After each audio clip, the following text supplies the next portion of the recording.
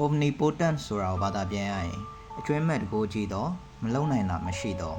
အဲ့လိုမျိုးဘာသာပြန်လို့ရမယ်ထင်ပါတယ်တနည်းအားဖြင့် God အကြောင်းပြောတဲ့အခါမှာပဲသုံးနိုင်တဲ့နာမဝိသေသနာတစ်ခုပေါ့လောကမှာ God မလုံနိုင်ဘူးဆိုတာမရှိဘူး God ကအရာအလုံးကိုဖန်တီးနိုင်တယ်အဲ့လိုယုံကြည်သူတွေအများပြားရှိပါတယ်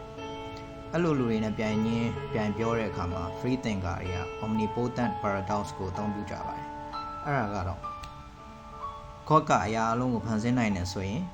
သူကိုယ်တိုင်မမနိုင်အောင်လေးတဲ့ကြောက်တုံးတုံးကိုဖန်ဆင်းနိုင်ပါမလားဆိုရမေးခွန်းပါတကယ်လို့ God ကဖန်ဆင်းနိုင်တယ်ဆိုရင် God မမနိုင်တဲ့ကြောက်တုံးတုံးတကယ်ရှိတယ်လို့အဓိပ္ပာယ်တက်ရောက်တဲ့အတွက်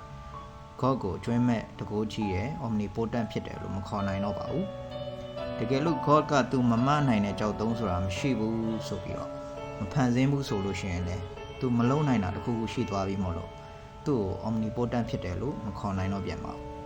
God အတွက်တော့တကယ်ကိုအကြိုက်ရိုက်စေတဲ့မေးခွန်းပါပဲဒါကြောင့်မို့နောက်ပိုင်းမှာ philosopher အချို့ကဒီ omnipotent ဆိုတဲ့စကားလုံးနဲ့ပတ်သက်ရင် logic မကျယုတ်တိမတန်တဲ့အရာတွေလောက်တာမျိုးမပါဝင်ဘူးလို့အဓိပ္ပာယ်ပြောင်းသတ်မှတ်ကြပါတယ်ဥပမာ God မမနိုင်တဲ့ကြောက်တုံးဆိုတာဟာကုဘဆောက်ဝိုင်းဆိုတဲ့အရာလိုပဲအပြင်မှာတကယ်မရှိနိုင်ယုတ်တိမတန်တဲ့အရာမျိုးလိုပဲသတ်မှတ်ပါတယ်တဲ့ဒါကြောင့်အခုအခါမှာတော့ဒီစကားလုံးကို possessing the maximum coherent power အဓိပ္ပာယ်ရှိပြီးယုတ်တိတန်တဲ့အရာတွေကိုလှုပ်ဆောင်နိုင်တဲ့အမြင့်ဆုံးစွမ်းအားရှိသောအဲ့လိုပဲအဓိပ္ပာယ်သတ်မှတ်တင်တယ်လို့ဆိုပါတယ်ဘာသာစကားကိုအသုံးချပြီးလူသားရဲ့အုံနောက်ကနေထွက်လာတဲ့ပရိယေစကားလုံးတွေဟာ God ရဲ့ power ကိုတော့အဓိပ္ပာယ်ပြန်လဲသတ်မှတ်စေခဲ့တာဖြစ်ပါတယ်